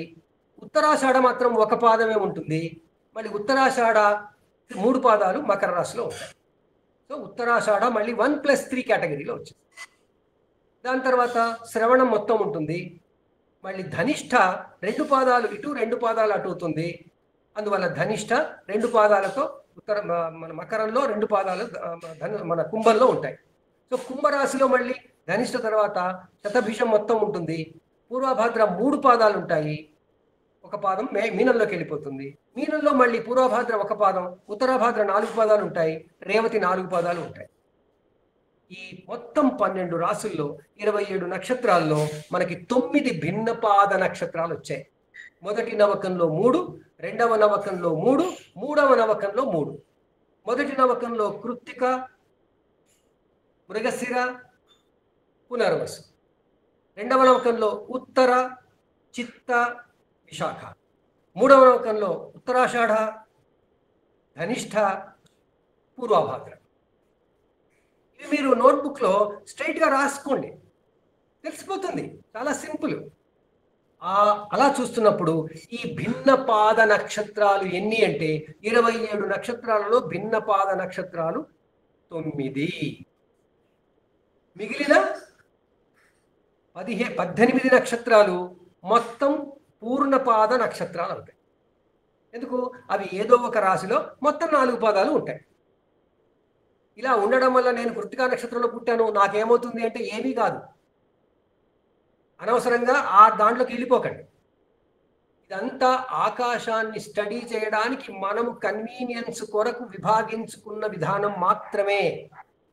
కృత్తికా నక్షత్రపు భాగంలో ఉన్నటువంటి వాళ్ళు మొదటి భాగంలో పుడితే ఏమవుతుంది, 3 భాగాల్లో పుడితే ఒక్కసారిగా ఏమీ మారదు. ఆ నక్షత్ర ప్రభావం పూర్తిగా మన మీదే ఉంటుంది. మొదటి భాగంలో పుట్టినందుకు, రెండవ భాగంలో పుట్టినందుకు, మూడవ భాగంలో పుట్టినందుకు ఏమి తేడా వస్తుందంటే, లైట్ వెళ్తున్నప్పుడు మొదటి వైపు నుంచి వస్తే ఏం తేడా, మధ్యలో నుంచి వస్తే ఏ తేడా, చివరి నుంచి వస్తే ఏ తేడా, ఆ తేడాలే మన మీద కూడా ఉంటాయి. ఆ తేడాలు ఏ నక్షత్రంలో పుట్టినా ఉంటాయి. అందువల్ల మనకి ఆ రకమైన గణితంలోకి పోకుండా రాశి చక్రాన్ని పూర్తిగా శాస్త్రీయంగా అధ్యయనం కోసం చేసిన సాధనంగా మీరు ఆలోచించాలి. అది డెవలప్ చేసుకోవాలి. ఎక్కడో పుస్తకాల్లో ఉన్న 12 డబ్బాలను చూసి గుర్తుపెట్టుకోకూడదు. మీరు ఊహించాలి, ఆకాశాన్ని మీరు ఊహించాలి. జ్యోతిష విద్యార్థి ఆకాశయానం చేస్తూ ఉండాలి. భూమి మీద నిలబడకూడదు. అలాగని ఇంకో రకంగా తీసుకోకండి. భూమి మీద నిలబడదండి. భూమి మీద నిలబడకూడదంటే తన పరిశీలన కొరకు, తన అండర్స్టాండింగ్ కొరకు, తను అర్థం చేసుకోవడానికి హాయిగా కళ్ళు మూసుకుని భూగోళాన్ని అనుకోవాలి. భూగోళం చుట్టూ ఉన్న ఖగోళాన్ని అనుకోవాలి. ఖగోళంలో ఉన్న భచక్రాన్ని అనుకోవాలి. భచక్రంలో కనిపించే జ్యోతిష్యుల్ని అనుకోవాలి. ఆ జ్యోతిష్యుల్ని 360 డిగ్రీల్లో తీసుకుంటే మనకి 120 డిగ్రీలకి 9 నక్షత్రాలు, 120 డిగ్రీలకి 9 నక్షత్రాలు, మిగతా 129 నక్షత్రాలు, 3 9 27 నక్షత్రాలు. ఇవన్నీ 12 రాశుల్లో కలిపినట్టయితే 108 పాదాలు ఉంటాయని ఇలా మీరు గుర్తుంచుకునే ప్రయత్నం చేయాలి. ఏ పుస్తకం అక్కర్లేదండి. తర్వాత ఎదుటివాడు వచ్చి నేను ఏ నక్షత్రంలో పుట్టాడంటే వాడు రాశి చక్రంలో ఎక్కడున్నాడో మీకు అర్థమైపోతుంది. ప్రతి జాతకుడు ఈ భచక్రంలో ఎక్కడో దగ్గర ఉంటాడు. అదే మనకి ఆధారం. అసలు ఆ పాయింట్ నుంచేగా జ్యోతిష్యం మనంతా వాడు నేర్చుకునేది. జ్యోతిష్యం ఎందుకు నేర్చుకుంటున్నాం? జాతకుడికి ఏమవుతుంది తెలుసుకోవడానికి. ఆ జాతకుడు ఎక్కడ ఉంటాడు? అసలు జాతకుడు జాతక చక్రంలో లేకుంటే ఈ జ్యోతిష్యులన్నీ ఏం చేస్తాయండి? మనకి రెఫరెన్స్ పాయింట్ కావాలి కదా. ఆ రెఫరెన్స్ పాయింటే జాతకుడు. ఆ జాతకుడు ఉండే చోటే రాశి చక్రంలో ఎక్కడో దగ్గర ఉంటుంది. ఆ ఎక్కడో దగ్గర ఉండేదాన్ని అది నక్షత్ర పాదము అనొచ్చు, నక్షత్రము అనొచ్చు, రాశి అనొచ్చు. ఇలా మనకి సంఘటన జరిగినప్పుడు మొట్టమొదట భూమి అంచున, భూమి క్షితిజము మీద, తూర్పు క్షితిజము మీద ఆకాశంలో భచక్రంలోని ఏ ప్రాంతము దానికి సమానంగా ఉందో అది మనకి మొట్టమొదటి పాయింట్ అవుతుంది. ఆ సంఘటనకి సంబంధించి ఏ సంఘటన అనుకుంటున్నామో ఆ సంఘటనకి మాత్రమే. ఇప్పుడు మనం క్లాస్ మొదలు పెట్టుకున్నాం 8 గంటల 3 నిమిషాలు. 8 గంటల 3 నిమిషాలకు హైదరాబాద్లో నేనుండి చూస్తుంటే తూర్పు క్షితిజం మీద అక్కడ అవతల భచక్రంలో ఏ భాగం ఉంది, అది ఏ నక్షత్రము, ఏ రాశి, ఏ నక్షత్ర పాదం, 3 రకాలుగా నేను తెలుసుకోవాలి. ఆ విధంగా మనం లగ్నము అంటే మనం ఆరంభానికి తీసుకునే పాయింట్ రెఫరెన్స్ అది అక్కడ ఉంది అంట. రాశి చక్రంలో మనం లగ్నాన్ని గుర్తించడానికి ఒక చిన్న ఆలోచన విధానం నేను మీకు ఇప్పుడు చెప్పాను. ఆ విధంగా మనం జ్యోతిష్యుల్ని గుర్తుపడుతున్నప్పుడు ఆకాశ భాగాలన్నీ గుర్తు తెచ్చుకొని ఆకాశంలో మన ఋషులు ఏ విధంగా ఆకాశాన్ని విభజించారు, ఆ విభజనలో వాళ్ళు ఆకాశాన్ని 27 నక్షత్రాలుగా చెప్పుకొచ్చారు. అదే ఈ కాలంలో చెప్పినట్టు ఒక 10 డిజిట్ కోడ్ చెప్తే అసలు మనకేమైనా అర్థం అవుతా? అర్థం కాదని పక్కన పెట్టేస్తాం. కానీ జ్యోతిషాన్ని పక్కన పెట్టట్లేదే మనం. అందరము జ్యోతిష్యం అయిపోతున్నామే. ఈజీగా నక్షత్రాల పేర్లు వస్తే తెలిసినాక అంటున్నామే. ఋషులు ఎంత సరళం చేశారో మీరు కూడా ఆలోచించండి. ఎంత ఈజీగా మనకు అర్థమయ్యేటట్టు చేశారో ఆలోచించండి. జ్యోతిషం నేర్చుకుంటున్నాం కాబట్టి ఈ లోతుల్లోకి వెళ్తే మనకు కూడా జ్యోతిషం కరతలామలకం అవుతుంది. కరతలామలకము అంటే మళ్ళీ అదో పదం. కరతలము అంటే అరచేయి, ఆమలకము అంటే ఉసిరికాయ. ఒక ఉసిరికాయని అరచేతిలో పెట్టుకుంటే అరచేతిలో ఏ భాగానికైనా ఉసిరికాయ వెళ్ళిపోతుంది ఈజీగా కదా. అలా ఈజీగా ఉసిరికాయ అరచేతిలో ఎలాగైతే అటు ఇటు పోతుందో, ఏ విషయమైనా సరే నా మెదడులో ఎలాంటి విషయమైనా నేను అవలీలగా గుర్తించగలను, ఆ విషయాన్ని అర్థం చేసుకోగలను అనే దానికి కరతలామలకము అన్నారు. జ్యోతిషం నేర్చుకుంటుంటే బోల్డంత సంస్కృతం కూడా వచ్చేస్తుందండి మనకి. కరతల ఆమలకము, అమలకము. చేతి మీద ఉసిరికాయ అంటే అసలు చేతి మీద ఉసిరికాయ పెట్టుకుంటే అట్లా అవుతుందని ఎవరు గమనించు? అసలు మనం ఇప్పుడు ఎన్ని పనులు చేయట్లేదు, ఎన్నిసార్లు ఉసిరికాయలను పట్టుకోవట్లేదు. కానీ ఋషులు ఒకే ఒక్కసారి పట్టుకున్నారు, ఒకే ఒక్కసారి అర్థం చెప్పారు, దాని అన్వయం చెప్పారు, వాడుకోవడం చెప్పారు మనకి. అసలు ఇలాంటి పదాలు మనం ఇప్పుడు సృష్టించగలుగుతున్నామా? ఒక్కసారి వాళ్ళు సృష్టించి ఇచ్చేశారు, దాన్ని పట్టుకుని వేలాడుతున్నాం. దాన్ని పట్టుకుని వేలాడడం లేదు, దాన్ని పట్టుకుని ఊళ్ళేగుతున్నాం. అది మన ఋషుల గొప్పతనం. సో మనకి జ్యోతిష శాస్త్ర విజ్ఞానం రావాలంటే మనం పరిశీలన దృక్పథం పెట్టుకోవాలి. ఆకాశం ఎన్ని భాగాలుగా వాళ్ళు చేశారో గుర్తుపెట్టుకోవాలి. వీటి స్వరూపాలు ఏమిటి, జ్యోతిష్యుల స్వరూపాలు ఏమిటో తెలుసుకోవాలి. మనకి జ్యోతిష్యులు అంటే నక్షత్రాలు, రాసులు అని ఇప్పటిదాకా మనకు అర్థమైంది. అర్థం చేశాను అనుకుంటున్నాను నేను. ఇక మిగిలింది భచక్రంలో అటు ఇటుగా డాన్స్ చేసే గ్రహాలు.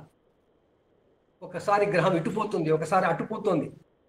ఆ భచక్రానికి మధ్య రేఖను గీసుకుంటే ఆ రేఖకి ఉత్తరంగా ఒకసారి పోతుంది, దక్షిణంగా ఒకసారి పోతుంది గ్రహం. మనకి ఆకాశంలో పైనే కనపడుతుంది. కానీ విశ్వ మధ్య రేఖ ఒక మధ్యరేఖ అనుకుంటే, ఆ భచక్రంలో మధ్యరేఖ ఉందనుకుంటే ఆ మధ్యరేఖకి ఇటువైపు, ఆ మధ్యరేఖకి అటువైపు పోతాయి, రెండు పైకే కనబడతాయి.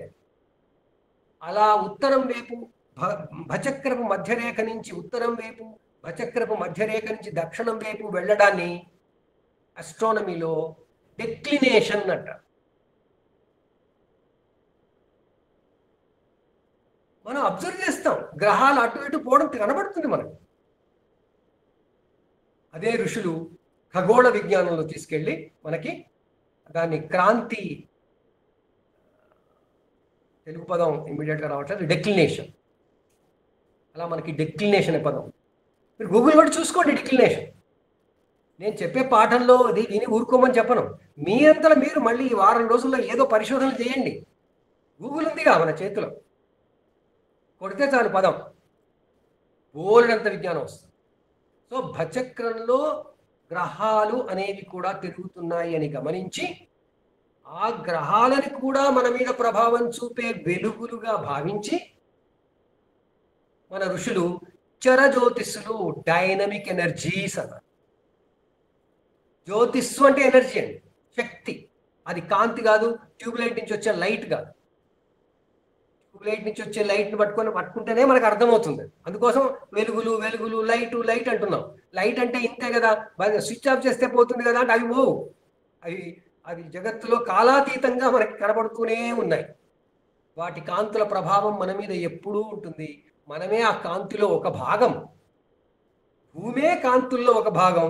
ఆ భూమి మీద ఉన్న మనం ఎంత భాగం? మనం భూమిలో ఒక భాగం. సో ఆ విధంగా మనమే జ్యోతిస్వరూపులము. అందుకే అందరూ అంటారు కదా, మన జ్యోతిస్వరూపులు అంటారు. జ్యోతిషం నేర్చుకునే వాళ్ళని ముఖ్యంగా అంటారు. ఎందుకు? వాళ్ళలో జ్యోతి వెలుగుతుంది కాబట్టి జ్యోతిష్ శాస్త్రం నేర్చుకోవడానికి వచ్చారు. మరి మిగతా వాళ్ళు వాళ్ళ జ్యోతులు కాస్త వెలగట్లేదు, పక్కన పడి ఉన్నాయి. స్విచ్ ఆన్ లేదు, ఇంకా స్విచ్ ఆన్ అవ్వాలి. సో ఆ స్విచ్ ఆన్ ప్రతివాడికి కావాలని ఋషులు ఆశించారు. అందుకే అతి సామాన్యుడికి కూడా జ్యోతిష్ శాస్త్రాన్ని అర్థం చేయించారు. ఆ కారణంగానే అతి సామాన్యుడికి కూడా అర్థమైన ఏ శాస్త్రమైనా సరే అది నమ్మకం అవుతుంది.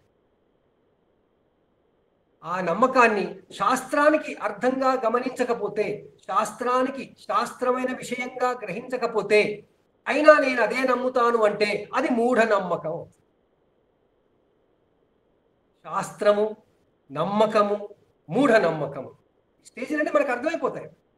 సో మనం శాస్త్రాన్ని శాస్త్రంగా, ఈ నమ్మకం ఎలాంటి శాస్త్రమో అది మనం శాస్త్రీయము, ఈ నమ్మకం ఎలాంటి శాస్త్రీయమో మనం తెలుసుకునే ప్రయత్నం చేసే క్రమమే జ్యోతిష బాల శిక్ష పాఠ.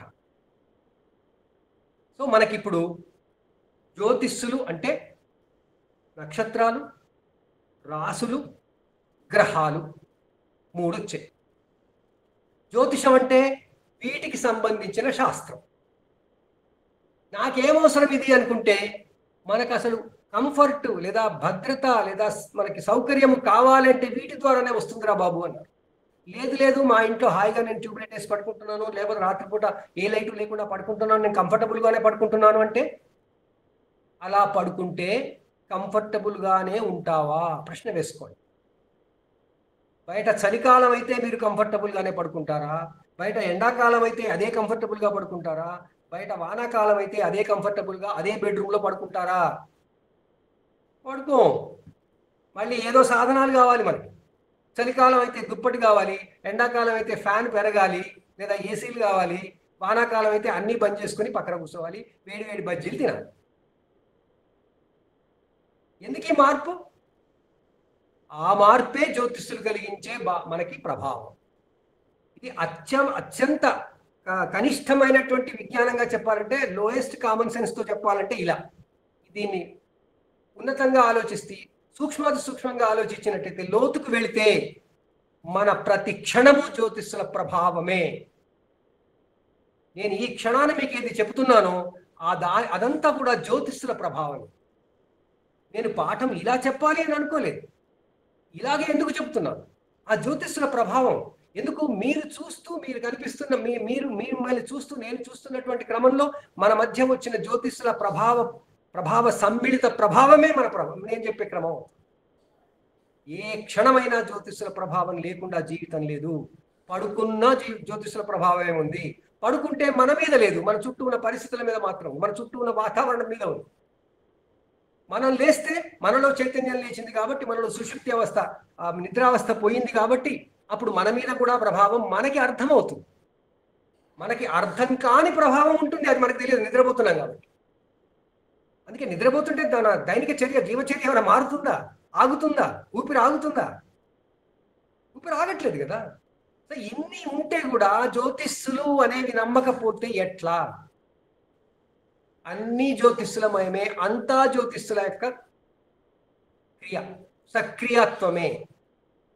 ఆ జ్యోతిష్యులు మనకి మూడు రకాలుగా మనం అర్థం చేసుకోవడానికి విభజించారు.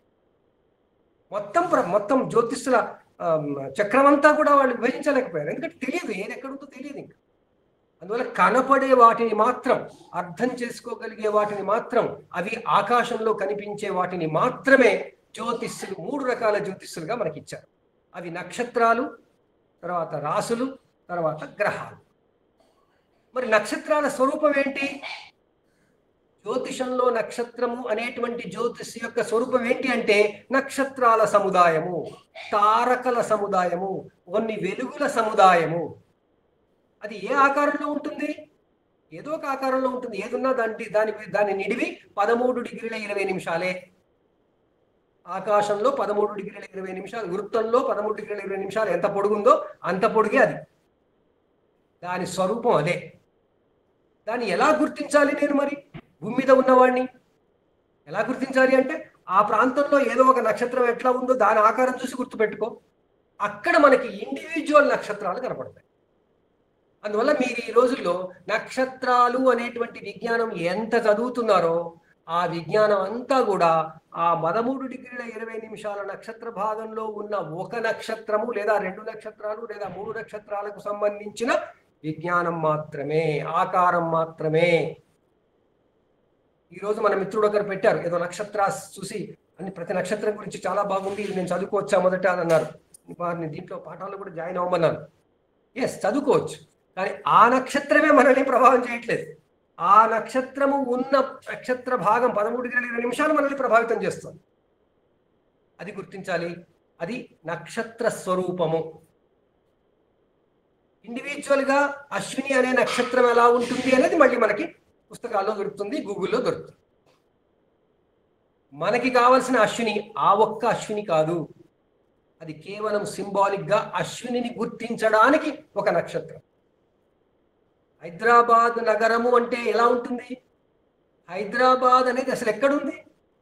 హైదరాబాద్ మొత్తం ప్రాంతంలో కూడా ఎక్కడ హైదరాబాద్ అనే పేరు ఉండదు. మరి దాన్ని హైదరాబాద్ అంటున్నాం కదా. అదేవిధంగా మనకి అశ్విని నక్షత్రం అనే చోట అశ్విని మొత్తంలో ఉండదు, ఆ ఏరియాని అశ్విని అంటాము. కానీ అశ్విని అనే నక్షత్రం కూడా ఒక చోట ఉంటుంది కాబట్టి అలా గుర్తుపెట్టుకున్నాం. కాబట్టి ఆ నక్షత్రానికి సంబంధించిన విజ్ఞానం మీకు మనకి ఆస్ట్రానమీలో దొరుకుతుంది. అలాంటి నక్షత్రాలు సూర్యుడి నుంచి ఎంతెంత దూరంలో ఉన్నాయి, సూర్యుడి నుంచి ఎంతెంత పెద్దగా ఉన్నాయి, సూర్యుడితో కంపేర్ చేస్తే ఎంత పెద్దగా ఎంత చిన్నగా ఉన్నాయి అనేవి మనం ఆస్ట్రానమీలో మనం తెలుసుకుంటాం. ఆ నక్షత్రాల వర్ణనే వేదాలలో జరిగింది. వేదాలలో నక్షత్రాల వర్ణన మనం అనుకునే జ్యోతిష శాస్త్రపు నక్షత్రం కాదు. జ్యోతిష శాస్త్రంలో నక్షత్రం అంటే టెక్నికల్ ఏంటి? 13°20' పొడవు ఉన్న ఆకాశ భాగము. నక్షత్ర పాదము అంటే 3°20' పొడవు ఉన్న ఆకాశ భాగము. అశ్విని నక్షత్రపు 3వ పాదము అంటే వృత్తంలో 6°40' నుంచి మనకి 10° వరకు ఉన్న నక్షత్ర భాగము అనుకోవాలి. అట్లా మనం నక్షత్రాలు అనే దాన్ని సమగ్రమైన అవగాహనతో మనం రాసులోకి వెళితే, రాసులు ఎట్లా ఉన్నాయి అంటే రాసులకి ఆకారాలు గ్రహించారు. ఈ మేషము అనే రాశి, ఈ దాంట్లో ఉన్న రాశి నక్షత్ర కుప్ప అంతా కూడా ఎలా ఉంది? అశ్విని, భరణి, కృత్తికలో కొంత భాగం కలిసింది. అందువల్ల దాన్ని మేషము అని పేరు పెట్టినప్పుడు ఆ నక్షత్రాలు ఎలా ఉన్నాయి గమనించారు. అవి ఆలోచిస్తే ఏ జంతువులాగా ఉందో గమనించారు. వాళ్ళకి కనపడేది జంతువులే కదా భూమి మీద. అప్పుడు బిల్డింగులు లేవు. బిల్డింగులు ఉంటే బిల్డింగుల పేరు కూడా పెట్టేవాళ్ళం. అప్పుడు బిల్డింగులే లేవు. పోనీ నదులు లేవు. నదులుంటే నదులాగా ఉండదు, అది నక్షత్రాల కుప్ప కాబట్టి. సో మనకి ఏదో ఒక ఆకారం కనపడాలి. చెట్లలాగానన్నా కనపడాలి, జంతువుల్లాగానన్నా కనపడాలి, మనిషిలాగానన్నా కనపడాలి. అందువల్ల చెట్లలాగా కనపడే అవకాశం మనకి లేదు. అక్కడ చెట్లలాగా ఏవి ఉండవు, అంతా మొత్తం నక్షత్రాలే ఉంటాయి కాబట్టి. అందువల్ల చెట్లను వదిలేశారు, జంతువుల్ని మనుషుల్ని పట్టుకున్నారు, వాళ్ళ రూపాలే దాంట్లో చూశారు. సో ఒక జంతువు రూపం అశ్విని నక్షత్రం, భరణి నక్షత్రం, కృత్తికా నక్షత్రపు కొంత భాగం కలిపి మేషరాశి అన్నారు. సో మేషరాశి ఎలా ఉందట? ఒక మేషము అంటే సంస్కృతంలో మేక అంటారు, గొర్రె అంటారు, రెండు ఒకే జాతికి చెందినవి. అందువల్ల అలాంటి జంతువు ఒకటి అక్కడ ఉంది అన్న భావనతో చూశారు. ఆ మేషం ఎందుకు చూశారు? మేషం మేకలాగా ఇంకో జంతువు కూడా ఉంటుందిగా, ఆ జంతువుని ఎందుకు పెట్టుకోలేదు అంటే ఆ రాశి చక్రంలోంచి వస్తున్న ప్రభావాలని మళ్ళీ కొలిచి కొలిచి కొలిచి కొలిచి భూమి మీద ఏ జంతువుతో దాన్ని కనెక్ట్ చేస్తే బాగుంటుందో గుర్తించి అప్పుడు మేషం అని పెట్టారు. లేకపోతే నిజానికి శ్వానం అని కూడా పెట్టచ్చు. కుక్కకి మేకకి పెద్ద తేడా ఉండదు. శ్వానము అని కూడా అనొచ్చు, శ్వానరాశి అనొచ్చు కదా. కానీ శ్వానరాశి అనలేదు వాళ్ళు, మేషరాశి అన్నారు. ఎందుకు? ఆ మేషరాశిలోంచి ఉన్నటువంటి కాంతి తరంగాల ప్రభావం మనుషుల మీద కొలిచినప్పుడు, మనుషుల మీద దాన్ని అర్థం చేసుకున్నప్పుడు, అది ఎలా కొలుస్తామనేది మళ్ళీ వేరే విషయం. ఆ ఆ కొలిచినప్పుడు అర్థం చేసుకున్నప్పుడు ఈ మేకకి కానీ గొర్రెకి కానీ ఉన్నటువంటి తత్వం దాంట్లో కనబడింది. ఆ పశుతత్వం కనబడింది. ఆ అర్థం అట్లా అనిపించింది. అలా అనిపించిన దాని ప్రకారం దాని పేరు అది పెట్టారు. ఇట్లా మేషం, వృషభం, మిథునం వీటన్నిటికీ మనకు తెలుసు. మేషం అంటే ఒక మేక ఆకారంలో ఉంటుంది. వృషభం అంటే ఒక ఎద్దు ఆకారంలో ఉంటుంది. ఎద్దు అనేది మనకి మామూలుగా ఎద్దు అనగానే పెద్ద ఎద్దు కనబడుతుంది. అలా ఎద్దులా ఉండదు. అక్కడ కేవలం ఒక ఎద్దు ముఖంలా కనబడుతుంది. ఒక ముఖం కనపడితే చాలు మొత్తం ఎద్దు అనేసరికి ఆ ఎద్దు ఆకారం కనపడింది. మిథునం అనే చోటుకు వచ్చేసరికి వాళ్ళకి ఎవరో ఇద్దరు వ్యక్తులు నిలబడ్డట్టుగా అనిపించింది. ఒకళ్ళ చేతిలో ఏదో పట్టుకున్నట్టుగా ఉంది, ఇంకోళ్ళ చేతిలో ఇంకేదో ఉన్నట్టుగా ఉంది. ఊహించారు. ఒకళ్ళ చేతిలో ఉన్నది వీణ అనుకున్నారు, ఒకళ్ళ చేతిలో ఉన్నది ఏదో గదా ఏదో యుద్ధది అనుకున్నారు. ఎందుకంటే అప్పుడు మనుషులు, ఆడవాళ్ళు మగవాళ్ళు, భూమి మీద ఉన్నవాళ్ళు ఏవో అలా పట్టుకుని ఉండేవాళ్ళు. వేటకు పోతుంటారు కాబట్టి ఏదో ఒకటి చేస్తుంటారు కాబట్టి. సో అలా దాన్ని ఇద్దరు కలిసి ఉన్నారు కాబట్టి, కలిసి ఉండడం మిథునం కాబట్టి మిథున రాశి అన్నారు. ఆకారాలు మనిషి ఆకారం. కర్కాటక రాశికి వచ్చేసరికి అదేదో పీతలాగా అనిపించింది. ఎండ్రకిచ్చ అంటారు, పీత అంటారు, పీతలాగా అనిపించింది ఆ ఆకారం. సో పీత అన్నారు. ఎందుకు పీత అన్నారు? దాని ప్రభావం కూడా పీతకు సంబంధించేదో దొరికితేనే అన్నారు అన్నమాట. పీతకి బదులు ఇంకా ఏదో అనొచ్చు, కానీ ఆ పీతనే అన్నారు, కర్కాటకమనే అన్నారు. దాని తర్వాత సింహం అన్నారు. చూస్తే సింహంలాగా ఉంటుంది, ఆ నక్షత్రాల పొందికంతా సింహంలాగా కనబడుతుంది, అబ్బో సింహము అన్నారు. ఊరికే సింహం అని చెప్పలేదు, అది పులి అనొచ్చుగా, పులి కూడా అలాగే ఉంటుందిగా. కానీ సింహానికి ఉన్నటువంటి లక్షణాలతో ఆ రాశి ప్రభావం మన మీద పడుతుంది అని గుర్తించి నిర్ధారించుకొని సింహం అని పెట్టాడు. ఆ సింహం తర్వాత కన్య. కన్య అనగానే ఏమన్నారు? ఒక పెద్ద అగాధ నీళ్లలో ఒక కన్య ఒక బోటు మీద ఉంది, ఆ దీపం పట్టుకొని ఉంది, ఏదో మన పంటధాన్యపు కంకి చేతిలో పట్టుకొని వెళ్తుంది అని ఊహించారు. ఎందుకు? ఆకాశంలో కన్యారాశి చాలా పొడుగ్గా కనపడుతుంది. పొడుగ్గా కనపడితే అంత ప్రవాహం ఏదో నీరై ఉంటున్నారు. నీటిలో అక్కడ ఆకాశంలో ఎవరైనా వెళ్తుంటే ఏమనిపిస్తుంది, కానీ భూమి మీద చూస్తుంటే ఎవరో ఒకళ్ళు బోట్ తీసుకొని పోతారు కాబట్టి బోట్లో ఉందనుకున్నారు. కన్య అంటే అర్థం ఏంటి? ఓపెన్నెస్. కన్య ఓపెన్నెస్, ఫ్రెష్ అంటే మనసు పాడవని, మనసులో ప్రదోషం లేని ఒక మనిషి, ఒక వ్యక్తిత్వం. అలాంటి వ్యక్తిత్వం ఉన్న రాశి అనుకున్నారు. దాని తర్వాత తులారాశి. తులా అంటే మనం తక్కెడ అంటాం, బ్యాలెన్స్. సో తక్కెడలాగా ఆ నక్షత్ర సముదాయం అనిపించింది వాటికి. కేవలం తక్కెడలాగా కనపడితే తక్కెడన్నారా కాదు, మళ్ళీ రీసెర్చ్ చేసి అలా దాని ప్రభావం కూడా మన మీద ఒక తక్కెడ ఉంటే ఎలా ఉంటుందో అలాంటి ప్రభావాలు ఉన్నాయని గమనించి అవన్నీ మనకి రాశి కారకత్వాలు చెప్పుకుంటాం. సో అలా రాశికి సంబంధించిన కారకత్వాల ఆధారంగా ఆ రాశికి రూపం ఇచ్చారు. చూస్తే చాలు అది అని అర్థమయ్యేటట్టు చేశారు. ఓహో ఇదా సింహం, ఓ సింహం లాంటి తత్వం వస్తుంది, తులారాంటి తత్వం ఉంటుంది. అర్థం చేసుకోవడానికి చాలా సింప్లిఫై చేశారండి. దాని తర్వాత వృశ్చికం. వృశ్చికం అంటే మనం ఇప్పుడు ఇవాళ చాలా తక్కువ మందికి తెలుసు, కొంతమందికి అయితే అసలు చూసారో లేదు తెలియదు. ఏమైనా సినిమాల్లో లేదా టీవీలో లేదా దీంట్లో ఏదో మన గూగుల్లో ఇంటర్నెట్లో చూడాల్సిందే. తేలు. ఆ తేలు పోయి ఆకాశంలో ఎక్కడ ఉంది మరి? ఎందుకుంది అంటే ఆ ఉన్న నక్షత్ర సముదాయం అంతా అలా అనిపించింది వాడు. ఎందుకు అనిపించింది? దాని ప్రభావం చూస్తున్నప్పుడు తేలు మీద ప్రభావం లాగే అనిపించింది. ఏదో తేలుకుతో సంబంధం వచ్చింది స్టడీ చేసిన తర్వాత, అందువల్ల వృశ్చికము అన్నారు. తర్వాత ధనుస్సు అన్నారు. ధనుస్సు అంటే ఎలా ఉంది? ఒక వ్యక్తి అశ్వం మీద కూర్చున్నట్టు కానీ లేదా తన కింది భాగం అంతా అశ్వంలాగా ఉండి తాను ఒక బాణం వేస్తున్నట్టుగా వాళ్ళు ఊహించుకున్నారు. అలాంటిది ధనురాశి అన్నారు. దాని తర్వాత మకర రాశి. మకరం అంటే మన పరిభాషలో, భారతీయ భాషల్లో మొసలి అంటాం. సో మొసలి ఎక్కడ ఉంటుంది? నీళ్లలో ఉంటుంది. నీళ్లలో ఉండే మొసలిలాగా ఉంది అనుకున్నాం. కానీ ఆ మొసలిలాగా లేదు. దాని తల మాత్రం మంచి వెలుగులతో మంచి నక్షత్రాలతో ఉంది. అది కాస్త జింక తలలాగా, జింక కళ్ళలాగా కనబడుతున్నాయి. హరిణ, డీర్ అలా కనబడుతుంది అని రెండు రకాలుగా ఫీల్ అవ్వచ్చు అని దాన్ని మకరం మొసలి అని పేరు పెట్టిన మొసలి జింక తల ఆకారంలో ఉంది అన్న ఆలోచనలు మనిషి ఊహలు ఎన్నైనా పెట్టుకోవచ్చు. కానీ ఎన్ని పెట్టుకున్నా మళ్ళీ దాని ప్రభావాన్ని గుర్తించి నిర్ధారించి ఆ ప్రభావానికి సరిగ్గానే ఆ పేరుందని చెప్తే కదా మనకు వచ్చేది.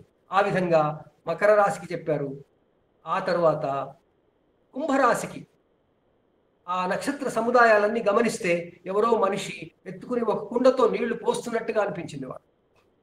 అందువల్ల కుంభం అంటే కడవ, నీళ్లు పట్టుకునేది. అందువల్ల అది ఆ ప్రాంతం అంతా కుంభరాశి అన్నారు. ఆ కుంభరాశి అనడానికి మళ్ళీ రీసెర్చ్ చేశారు, దాని ఫలితాలు తెలుసుకున్నారు, ప్రభావం తెలుసుకున్నారు, దానికి సూట్ అవుతూనే ఆ పేరు పెట్టారు. ఆ తర్వాత మీనరాశి. మీనం అనగానే మనకి ఆ కాలంలో మనుషులకి అవగాహన కలిగి అవగాహన ఉండి అన్ని స్పష్టంగా వాటి స్వభావ భావాలు కూడా తెలిసిన జంతువులు వాటికి మాత్రమే తీసుకున్నారు. అందువల్ల మీనము చేపలు, ఆ చేపలు కూడా ఆ నీళ్లలో తిరుగుతూ ఉంటాయి, ఒకదాని తోకని ఒకటి చూస్తూ తిరుగుతుంటాయి అనుకున్నారు.